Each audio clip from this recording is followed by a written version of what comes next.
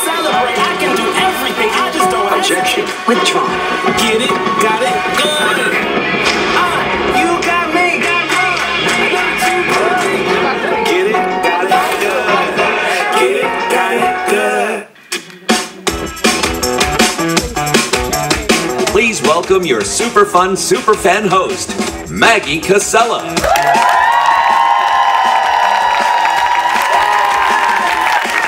Hello, all of you Murdoch Mysteries Superfans. Welcome to your Superfan Superfun Murdoch Mysteries experience. Ooh, it's an experience.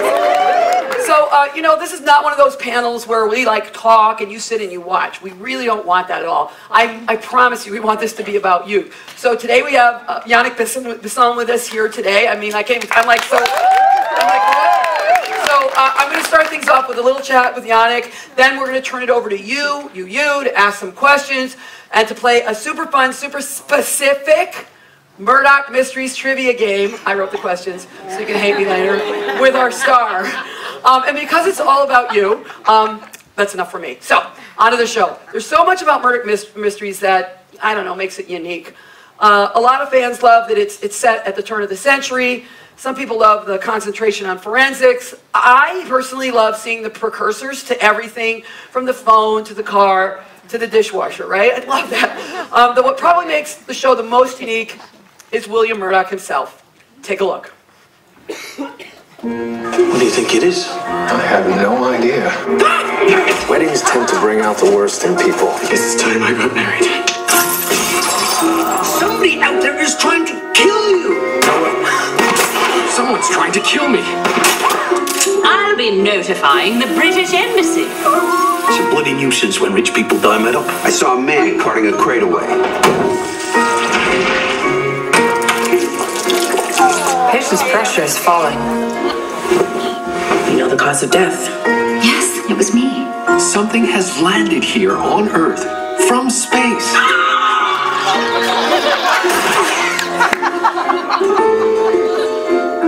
All right, no one move. Listen.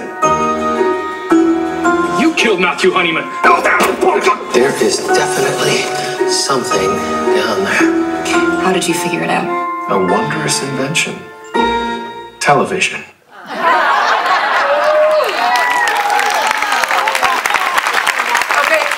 I honestly think this man needs no introduction, but let's just say he had a gajillion credits to his name before landing the role of Murdoch, and he's my friend's, in fact, napkin man. Please welcome the star of Murdoch Mysteries, Yannick Bisson!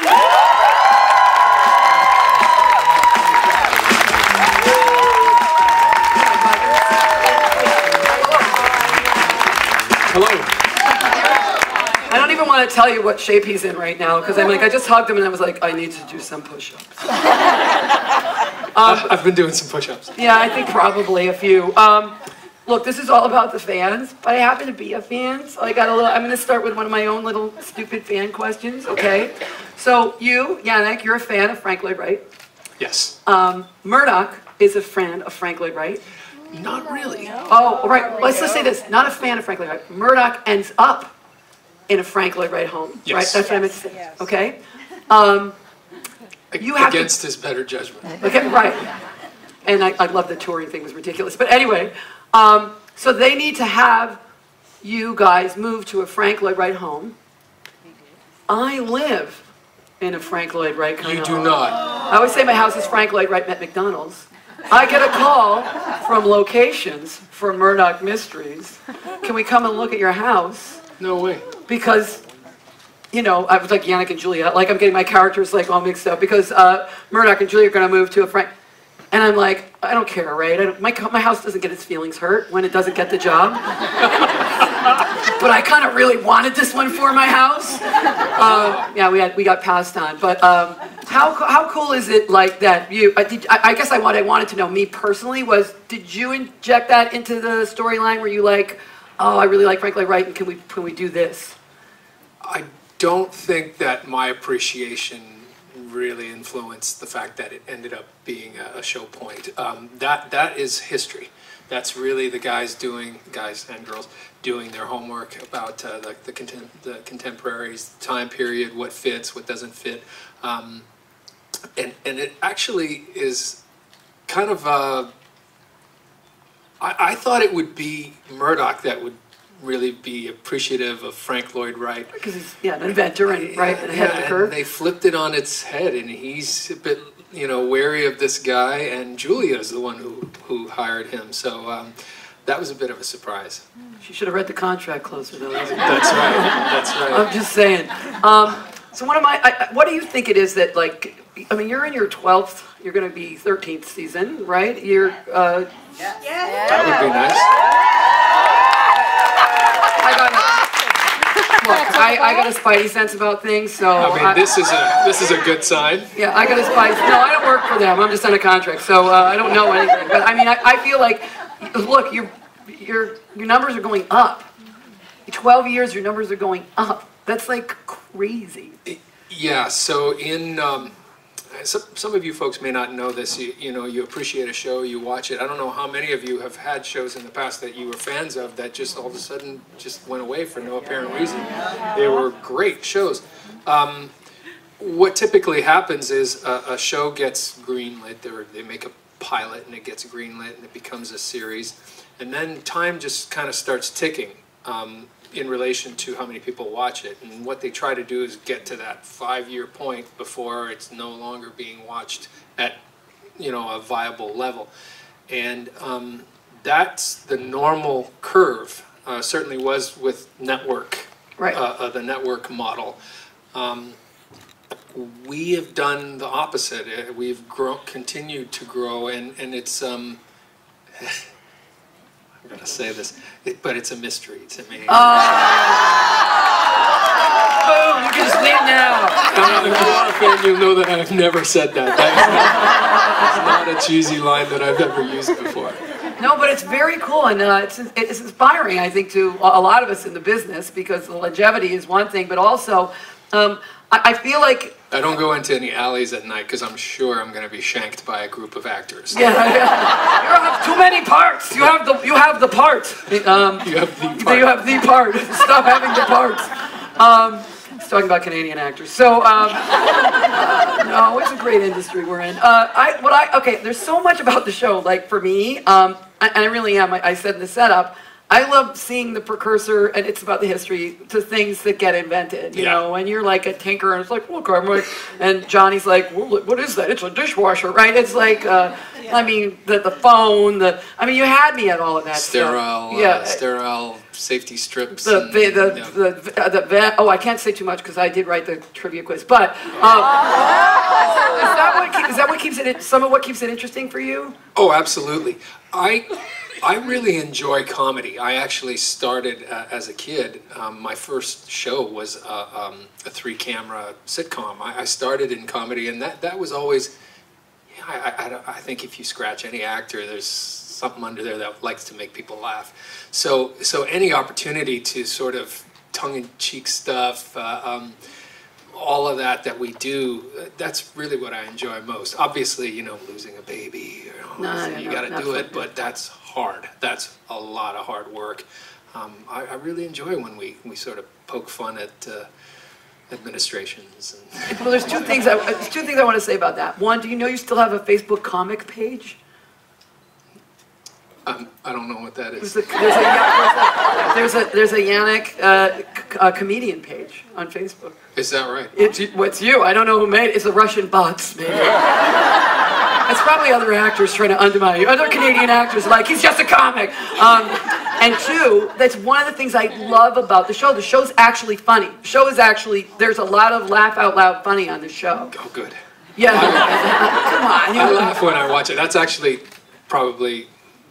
I laugh more than anybody else when I watch it because I remember a lot of the aspects of, when we were there at the time. For instance, in the reel, when the potato cooking room, when they open it and all this stuff, that was one of the hardest days of my life, trying to keep a straight face with all this slop. And it was incredibly difficult to achieve that shot. And then on top of it, we were all laughing. It was very inappropriate, but we were laughing. We know about that as the time is money in all of that stuff, right? This is just a little weird tidbit, but what I also thought was cool, and I've known your wife for a really long time. Like your whole family's been in this show at least once over the course. Yeah. That's a little really cool thing. Was that fun to like have that happen over the course of the show? Yeah. The only time it wasn't fun was when Dominique did an episode, and you know, it was like, oh cool, she's gonna do it. The director had actually asked, because he'd met her and said, hey, do you think maybe she'd want to? Great, good, that'd be awesome. And then we get a couple of days into shooting, and it's the Jack the Ripper episode, and she's a victim, and she's dead. Oh no. And I was like, all of a sudden, you know, you're doing your thing, you get up, you have coffee, you put your wardrobe on, show up to set, hey honey, it's so great that you're here. All right, Dominique, lay down. I put some blood on her. Oh, no. So it was all of a sudden an unpleasant yeah, I would think so. thing, as it should be. But that much more so. Cole, my dog, hasn't been in the show yet, though. And I've been admonished sternly to do something about that. By the way, hold on a second. It's This Cole's agent. possibly. Cole's agent is on the phone right now. Listen, Dad. This is the year. I really can feel it. That's his voice. Is that Cole's voice? Do you voice your dog? Because I do. Oh yeah, they all have had voices. Cole, I've been in the show 2 times. My name's Duke. Nice to meet you. I'm 4 feet tall. No, Duke. You have 4 feet that are 1 foot tall. Duke swears a lot, so I'm just gonna. Dog people, we're ridiculous. I mean, I voice my dogs all the time. I often voice the raccoons that are around my house because they. Oh yeah. You have. Oh yeah. I voice everything. There's vultures at our place in LA. There's these turkey vultures. They all have voices. I know. There was a raccoon his butt got stuck in the tree branch. I was living in the beaches, and we had a bunch of people over, and I'm like, "Oi, I shouldn't have had that last pail of garbage. My ass is stuck in this tree. I'm so embarrassed." Send somebody. Send somebody. I'm sorry. Were we talking about the show? My dog. Yeah, I know. Pets. I can't stand that I love my dog so much. Let's talk a little bit about the Fan Choice Award. A couple of years ago, in the Golden Screen Award for most... What? Oh, CBC socks! Dude, I'm such a nerd. I don't have CBC socks. You don't have CBC socks? He doesn't have CBC socks. Get the CBC socks. People, make some noise. Make some noise. Yannick Bisson has to have CBC socks.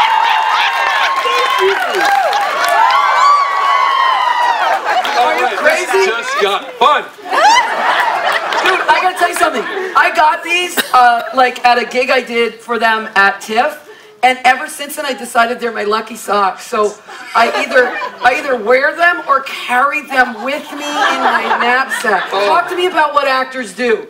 What do you do that's like a little, like, you know, cuckoo bananas to make sure things are like lucky? Do you have lucky stuff? Yeah, I have a highlighter always. I have blue Blistex always. How many? Blue Blistex. Blistex. I have, actually, it's funny you asked me how many. I have one in every car, and I have one in every bag. Because I get nervous sometimes. My lips dry right up, so I have to be able to like...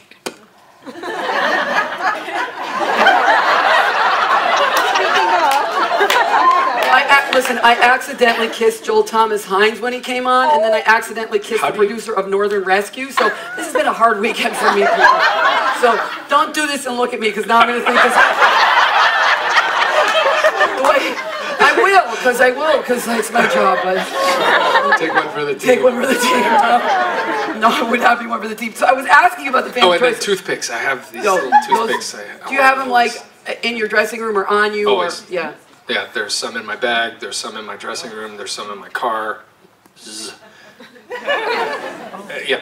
And the thing is are there times when you kind of feel like you have to go get that thing to have it before you can actually do your job? Oh, always, yeah, always. The poor guy who's been miking me, like, you think I'd leave the mic on all day, right? I'm like, no, it's been going well. I need you to take it off after every show and put it back on. So I feel really, really happy that you have all of those things. I'm worried about the toothpicks. That's because I like bacon. See, that's the thing. So I'll have bacon, like. Bacon stuff in your teeth is no good. Yeah, no. They want me to ask you this question, so I gotta ask. About the Fan Choice Awards. A couple of years ago, the Golden Screen Award for Most Watched, highest rated Canadian drama for 2017 and 2018. Yeah. I got a funny story about that, actually. There was some fires in California just a little while ago, and some of you may be aware, and my daughter was evacuated out of our house. It was very close. It was about a kilometer. You could see the fire coming across Malibu Creek State Park toward the house. So she had to be evacuated. It was mandatory. The sheriff's department would come to all the doors. And she she grabbed one pair of underwear and my Fan Choice Award.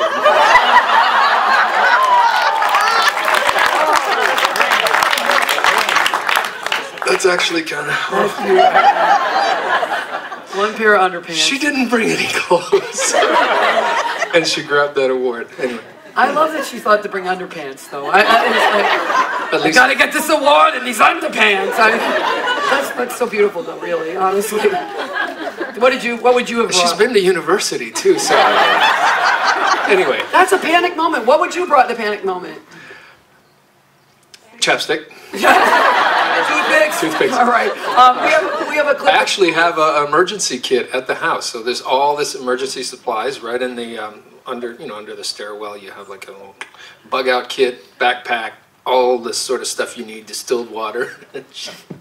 No, I have emergency ladders in cases of fires. Yeah. I got all this stuff, and they don't. No, I know. Grab the award, though. Grab the award. We have a clip, and we're going to take a look at a clip from this season. Okay. Here you go. Take a look. Dimitri had a heck of a mouthful there. I don't know if you noticed. It is not easy doing this job some days. But also that little comb thing, it took an hour to shoot that. To get that tiny little insert to illustrate the idea without it looking like, oh yeah, they shot that another day in another place when they had time. So it was just remembering that. An hour to do this with the comb, people. You think you want to be on TV? Literally, like, honestly, we are here for the fans today. So as much as I'm enjoying talking to you no more and stories. Giving you socks, no, you're going to have to tell more stories. I got to shut up. We're going to turn it over to the fans. So we have our ambassadors in the room. Tanya, did you have someone first, or does Tanya on the right, that way? Hi there. Just stand up. If you can, stand up, please, and say your name. Hi, I'm Jen, and my question was, I've noticed, especially after watching the show for so many years, each of the seasons tends to be a little bit different in tone. Last year was quite dramatic and dark. This year, not only is it lighter, but they're focusing on a lot of secondary characters, and it seems like they've almost given every character their own individual episodes, which I think is neat. So is that... They're all cheaper. That's why. Okay then. So, in addition to that, is that to keep not only the show fresh, but to give you guys a chance to do more comedy or more, and just flex your acting muscles in different ways as well? That's a great observation. Yes, we did end the season on a much sort of darker tone last year, and that is all fairly planned ahead. The arc of the season is planned ahead. Our writing staff, led by Pete Mitchell, really map out sort of the flavor of the whole season, or the season as a whole. Some things turn out lighter than others, some things turn out darker than others. You never know how it's going to land. We do the read-throughs and they have a certain vibe to them. But then once you see the show finished and edited, there have been some that I thought were going to be complete bombs that ended up being huge favorites. And then there are some that I thought were, really great, slick, cool, slam dunk. But we missed some little things, whether it was because of weather or a time crunch or something, some effect blew up wrong or something like that. And it's like, oh, it's a little tiny missed opportunity.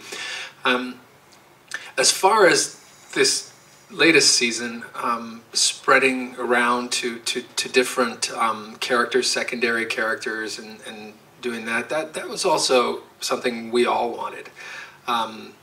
Selfishly, that gives me a little bit more time to do we'll sleep and eat and things like that. So I'm quite happy to do that. But there were a couple times this year that I thought I was being written out of this show. So next year, Murdoch's going to be 16, and we're going to start all over again. So that's all planned ahead, and it's cool that you noticed it. But it does offer us some variety and some opportunity to let some people, really cook up what they've been, given, and that's always fun. Thank you. And Sarah, you have one over there. Thank you very much. Hi, I'm Diana Bacon, I think. I wonder if that's really her last name. So we love all the science. We also love all the historical characters that show up on the show, and we were wondering who's coming up this season. Oh, wow. Can So you we've had divulge Frank Lloyd Wright. Let me think. Oh, wait. I know them all because of my Yes, of trivia. course. My trivia. What was the question again? Can you repeat the question? What's that? Coming up. Oh, how many other? Meg, help me. Meg, publicist. What? Is that code for something? You know what I think? It's okay, you can flat out tell me. I mean, I'm already embarrassed. Oh man, you gotta sleep and eat. Here's what I think. I think that was such a great question for stumping the panel. You got a pair of socks. Give her the socks. Give her the socks. So the problem is, some of them are yet to come, so it's a little bit tricky. I can't really... You can't tell. You're not allowed to tell. Here's the thing. Raise your hand. Wait for the mic person to come to you. And Tanya, I heard... And don't ask that question. No, it was a great question. You stumped the panel. Yep. Go ahead, Tanya. Hi, I'm Michael. I'm with Canada's National Trust, and I think it's amazing that you go to all these historical places in Canada. Oh, yeah. What's your favourite, and are there any places that you'd like to go to? So one of the things that was really cool was when we shot in the Badlands, when we shot the dinosaur bit years ago out in Alberta. That was really something. And I was with our director of photography, Jim Jeffrey, who used to be our director of photography. He's since retired. But he was a huge fan of all the sort of stuff. He shot some documentaries on dinosaurs out there. The T-Rex, the famous T-Rex completed skeleton came from out there. We actually used a replica of it in the show for that episode that they trucked it out from Alberta they put it on a train and we used it on the set.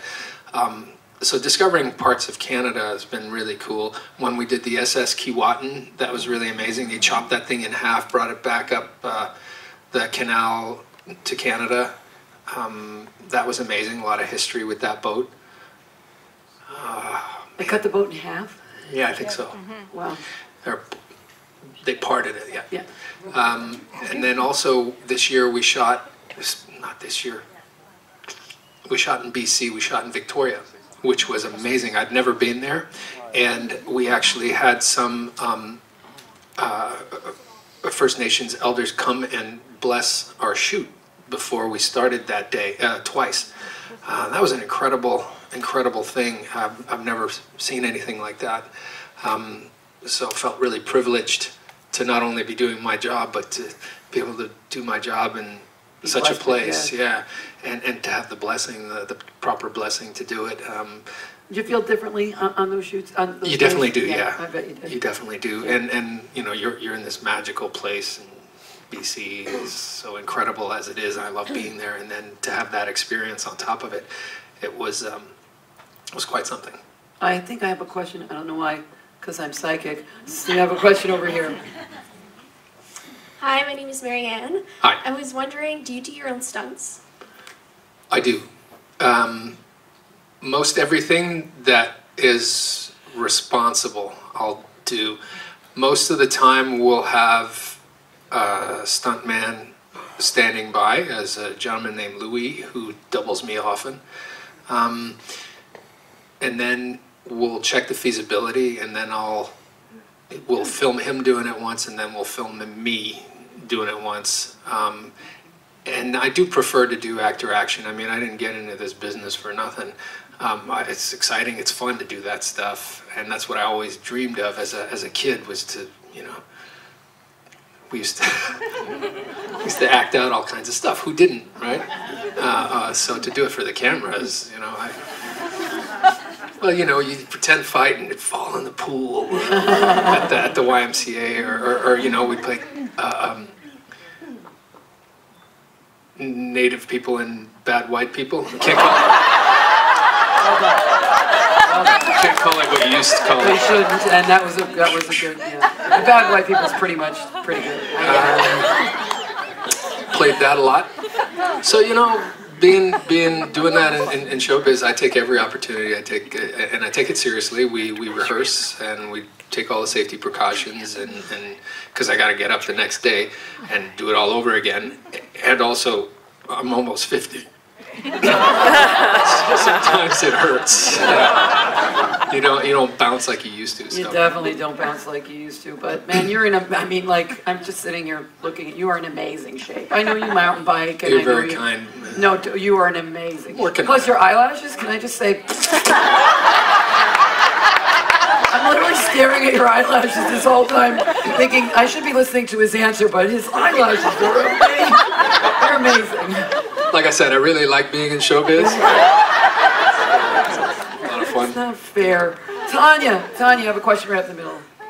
Greetings and salutations. What's your name? Helder, sorry. Hi. Helder. Oh, it's okay. We want to know. Just out of curiosity, how much research or studies have you done in history for the show? And secondly, how much drinking does Inspector Brackenridge actually do during the show? Tom is an interesting guy. Tom is a man's man, real lad. He's a real guy. And can put back a fair bit of alcohol if pressed. So he likes to have a good time. But on the show we don't ever. It's actually tea, things like that, or near beer, or whatever. It's all props. Except Friday nights. No, I actually get kind of goofy, so I can't, and my eyes start to go like that. And I can't remember dialogue, so no, we can't actually do that, with taxpayer money. Can't do that. And then the other question. What did you have? Was it a two-parter? Yeah. Oh, how much? So how my much preparation research did you for do? the show, yeah, grade 8 history, Canadian history. I actually went to school in a bunch of different places, and I learned all like strange, useless stuff. Like I lived in Texas for a while, so you learned about, the Alamo, which was great for that, but you don't learn about the world. As a matter of fact, the maps, when I was a kid going to school in the States, the maps, the 49th parallel was it. You didn't see anything. It didn't even say like a gray kind of thing, and then Canada. It was like there was nothing. Fortunately, it's still like that now. And public schools in the U.S. have no idea where Canada is, and they it's just crazy. But anyway, and they also make their maps look like the U.S. is the biggest country in the world. It's just bizarre.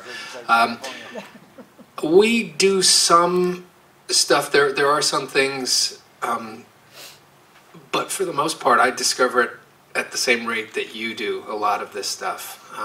It's just too far-flung and too disjointed. I mean, obviously some stuff you know about, some historical figures and some heads of state and different things that we know the story about already. But as far as, the nip cow disc, I didn't know that. So that reaction of me going, "Ooh, that's pretty cool," that's the real deal. It's nice when you're learning on the job. Yeah, Sarah. Hi, I'm Camara. Hi. Hello. My question for you, Sir William Murdoch, who is your favorite constable? Oh, my favorite.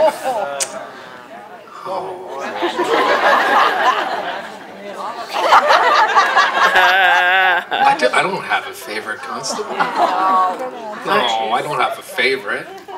They're all great.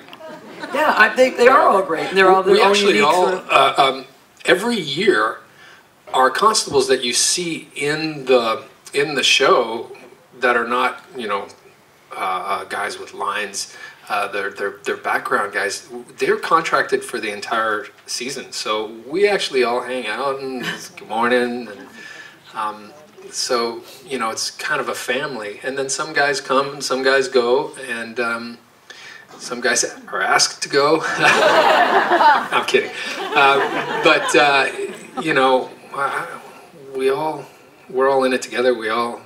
Well, and that's There's what nobody we. Well, that also happens with an ensemble cast, right? Like, it's really very, with the exception of, I think, Golden Girls, and as it turned out, B. Arthur actually hated Betty White, right? The most ensemble Who cast. hates Betty White? Dude, another show, I'll tell you the story of my dinner with B. Arthur. So, but it actually, ensemble casts really get to feel like families, right? Yeah, you end up spending, on our show when we're filming, we're spending more time with each other than we do with our own families. Yeah, so it's like your work family, Yeah, right? it's We all have close work knit. families. It has to be, and if anybody's got an attitude, we got to deal with it right then and there. It's usually me. Dad, we have a question right down the middle. Tanya has got a question. Hi there, we got you, yay. Hi, my name is Cynthia. Hi. And I'm new to this, to the Murdoch Mysteries show. So I'm just wondering, where is this all filmed? Is it filmed in the studio, or is it like, do you have is it filmed on location somewhere? We do, you do some stuff at the distillery, excuse me, right? I'm still taking antibiotics. Oh no, you're sick. It's my day today. I'm no longer contagious. Oh yeah, Otherwise I would not be here shaking everybody's hand. No, I mean, you shoot some stuff you shoot in Toronto, which is hard, but do you shoot some stuff at the distillery or not? Not anymore. No, not anymore, but No, you did nobody really shoots at the distillery that much anymore. You got to shut it down just like you would downtown And it's now. too many It's a big business, deal. We shoot about 75% in studio. Part of that includes the back lot behind the studio. Some of you have been there, you've seen the back lot. It's not huge, but we make the most of it. Yeah, the art department does an incredible job sort of changing stuff and just making it look different each year because it is small and it gets shot out pretty easily. So we use that for some of the outside stuff. The one with the car crash with our good friend David, who was pinned in the car accident. We shot almost that entire thing right there on the back lot, train and everything, streetcar and everything. And then we go to places like Hamilton. We have some friends here from Hamilton. We go to places like Cambridge, or I should say Prescott, Galt, Preston, Galt, Hespeler. We've been to St. Mary's once or twice. Dundas, Flamborough, Port Hope, Port Credit, not Port Credit. Brighton. Brighton? Brockton House. Oh yeah, there you go. St. George. I think the answer is all over. Anyway, so the reason for that is because those Victorian era streets and houses and stuff are very hard to come by here in the city. Plus, we'd have to hide hydro poles and cell towers and bus stops, and that becomes prohibitive to try to hide all of that because it just didn't exist. And then to manipulate it digitally is incredibly expensive. So we get to go about 25% of our shoot allotment and go into these towns, and people welcome us, which is great. And it's kind of like it's a lot more fun too, because you're out there in the neighborhoods of the people that are watching the show, and they're proud, their neighborhood's in the show, and and then we actually have Canada in the damn Canadian show. Yeah, I know. We talked about that earlier, right? Finally. Yeah. I mean, how long have we been in this business when it was like, make it look like Chicago, right? We got one over there. Stop saying "ode." No. Hi there, my name is Maria. We've been fans from the very beginning. I'm just wondering, through all the mysteries and episodes, do you have an episode that was particularly your favorite? I get asked that question often, and My answer is always the ones that I directed, because I was that much more involved. They're my babies. So, and it's, you know, the stakes are higher. I have to prove myself in the beginning, certainly. So those are the ones that I hold closest to my heart. So the zombie one, the Murdoch at the Opera, Buffalo Shuffle, Mild Mild West. That was a lot of fun. And I can't remember the other ones. Cloud of Doom, yes. Oh yeah, the big bad guy that didn't exist. So he tried to direct an episode with no actual bad guy, no actual Cloud of Doom, and try to make it interesting. Yeah, that was a lot of fun, and we had some of the highlights of those. There was a big, at the opera, there was a huge set that came down and almost killed Brackenreed. That was one of my favorite things to Now you know who is not favorite. I don't mean the result. I was really proud of the way that ended up looking. That's what I meant.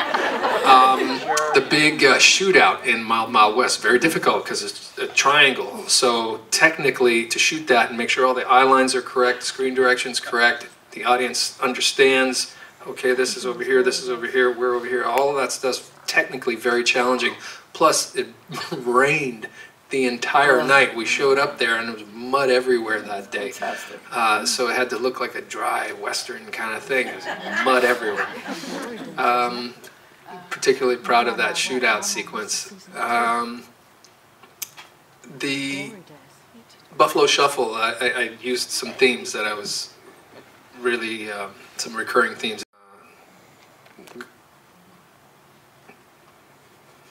So the murder occurred in a rose garden, so that was a recurring visual that we had to keep throughout the episode, and that came off really well.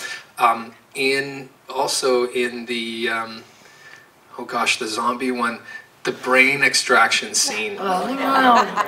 And those two were so great. They were so game, and they were straight, and you know, it's completely ridiculous. They're pulling a brain out of a zombie, but they're like straight faced, and then there's daylight coming through the nostrils, which was not physically possible. I had to put that in digitally, and they said yes, and it was like so cool.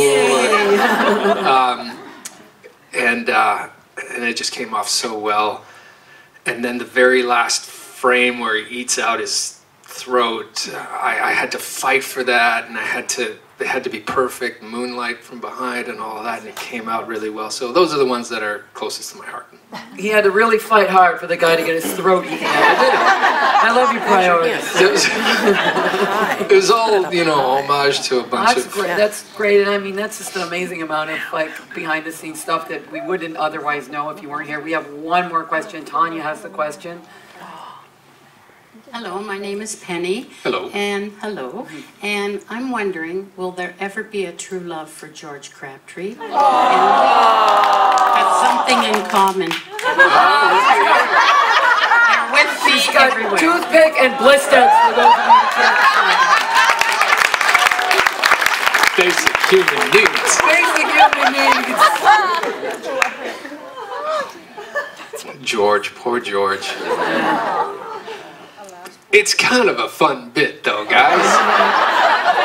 I mean, come on. Pete Mitchell is quoted as saying, he says, every year I got to do one thing, and I got to make sure to break George's heart. And then it was something else, but it didn't matter because it was like, oh, interesting.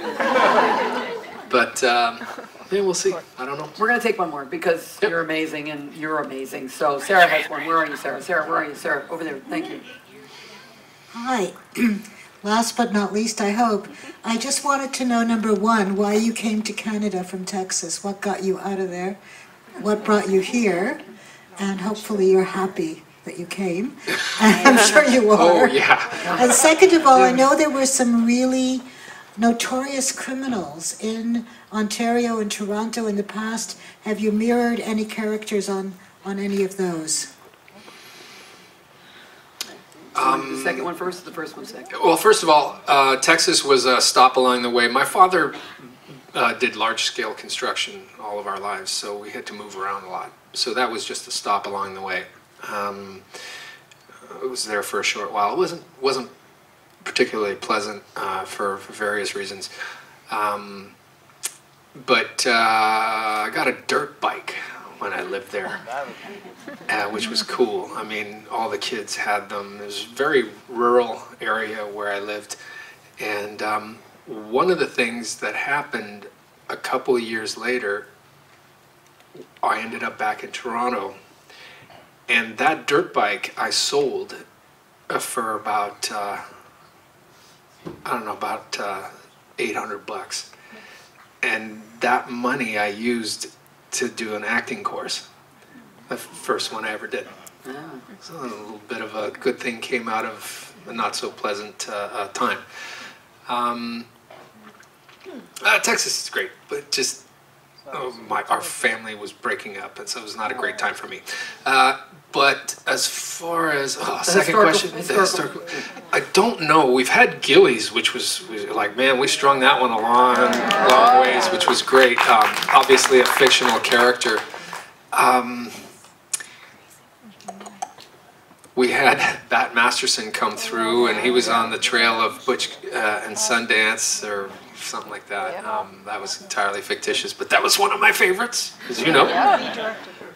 So I don't really know as far as... I want you to stop answering because you're blowing my trivia quiz, so... Oh, right. No, is that what you can remember? That's right. No, I can let you off the hook by saying that, or you can keep going by your memory, which... Yeah, no, that's Okay. not a whole lot of that. Well, no, come on, man, you're just coming off something, so you're doing amazing. Now I keep saying, he's on antibiotics, people! Even with those abs, that kicks your butt. Which I'm so jealous of, I can't even tell you. So, you know what, you're not last but not least, because you're doing such a great job. We're getting... Sarah, right, Sarah, where are you? Sarah? Sarah? Sarah? Sarah? Sarah? Keep telling me Sarah's on the right side. All right, never mind. We're just going to play a game now. No, we're going to play a game. So we want to give people the ultimate interactive fan experience, okay? We're going to play a deep diving. I wrote the questions. Super fun. And I know they were a little bit hard at first because Meg was like, these are obscure. I'm like, but I know them. Anyway, super fun Murdoch Mystery Trivia with Yannick. And yes, there will be prizes. I already got one, so you're for sure getting one. Yeah, all right. So our ambassadors we already have pre-selected 2 fans who are ready to come up and play. And while you guys are making your way to the stage to grab the microphones, I'm going to explain the game. You have a water right there. Where are our fans? Where are our fans? Where are our fans? Our fans are where? Oh, here you are. Hi. Let me help you up on the stage. Okay, you got it. You got to grab a microphone right there. And our second fan is... where's our second fan? I'm not playing, I already know the answers. How did this, okay, she's coming, but she's coming slowly. Where is she? There we go. Did you forget that you had decided to play the game? Now sometimes people panic, I get it. There have been times I thought, I don't want to do this, but I still had to go on stage. So here we go. All right, hi, what's your name? Tell me as you come up. Allison. All right, Allison, what's your name? Kendra. Okay, Kendra. Allison, we're going to get you a microphone.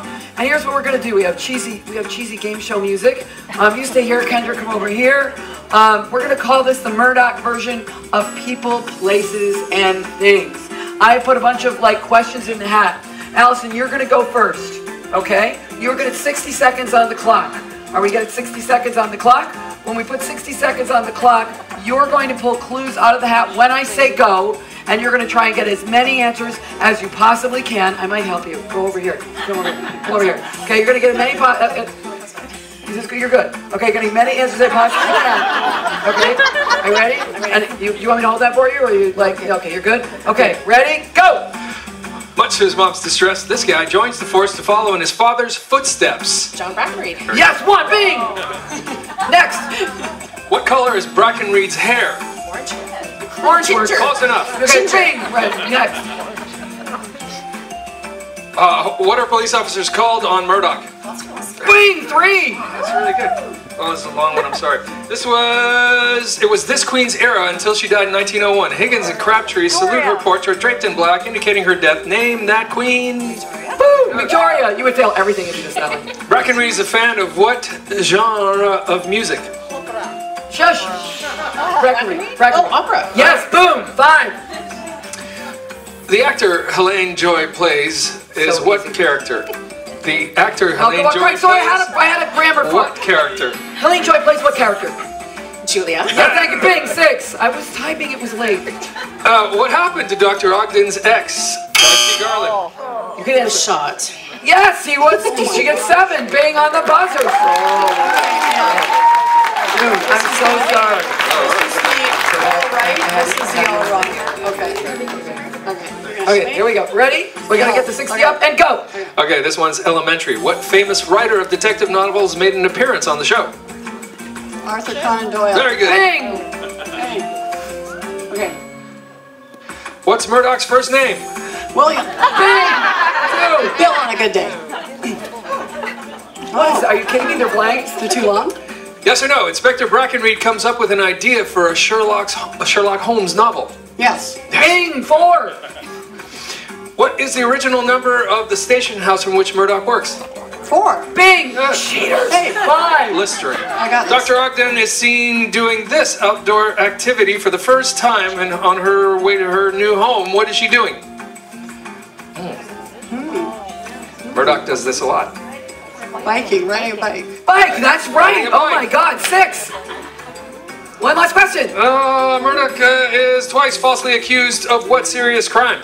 Murder. Bing. 7. Oh. No, we tied. Football. We tied.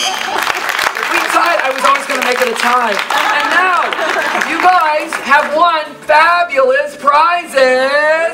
Ooh, you get a CBC gem box. Ooh, a CBC gem box for you.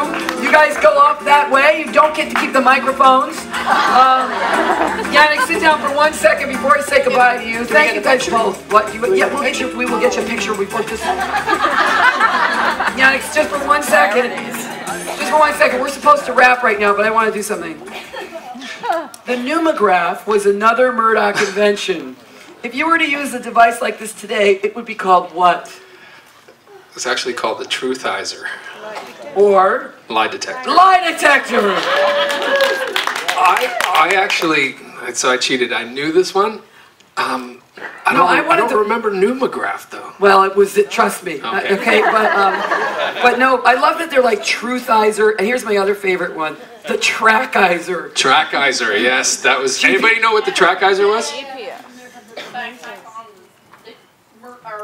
What's the invention though? What's the invention? GPS. GPS, yeah. GPS, right? I loved it because it was so inconspicuous. You know? It's like, I have to stand over there. You stand over there. Okay, but this is my favorite part of the show. I just want to finish these because it was like, and this one because this is close to my heart. This children's hospital is still around today and was referenced in the very first season of Murdoch. What season is it? What hospital is it? Sick Kids Hospital. Sick Kids Hospital. And bonus for the audience. It was known originally, or in the first episode, it was referred to as Victoria Hospital for Sick Children. Thank you. I always like to get a Sick Kids plug in. You have been amazing. No, you. No, you. No. I can't. You're gonna wreck my reputation. Plus, I've been friends with your wife forever. So. No, I mean honestly, you made this so easy. So thank you so much. Thank you. And thank you guys. Honestly, I know I say that a lot, but I used to be a lawyer, so people think I lie all the time. I feel I need to push it home. Really, super fans, you make everything. You make everything we do. You make this show. You make CBC. So thank you so much from the bottom of our hearts. And some of you too. That's so fun. And remember, you can watch Murdoch Mysteries on CBC Monday nights 8 p.m. or stream it anytime on CBC Gem. You're amazing, all of you. Thank you for this weekend. Thank you, Yannick. Thank you. Everybody have a great night. Get home safely. Drive